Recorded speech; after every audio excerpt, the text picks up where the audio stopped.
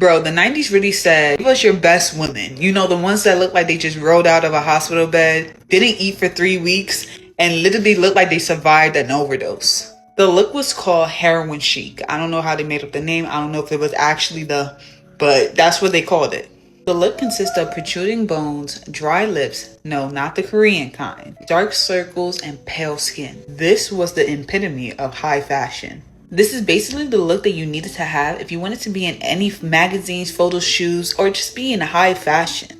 You would think this is an unachievable look and actually scary to think about, but most people thrived in this industry. Like if you don't know who Kate Moss is, she basically thrived in the whole recovery addict look. In the early 90s, the world was still recovering from the 80s glitz. And honestly, they felt like they couldn't even top this, so the whole fashion world went dark. Think of it as the ultimate writer's block. Someone basically decided that the best way to pivot from the fun 80s look is to go edgy, scary, and dark, and not the nice, leather jacket type of way.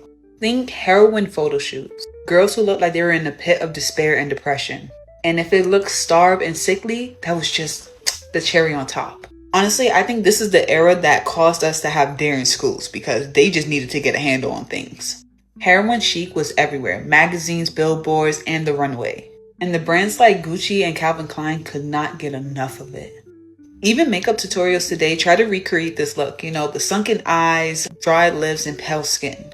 Our models were skipping meals, losing the weight because they were on a grape diet, one grape, and passing out at photo shoots.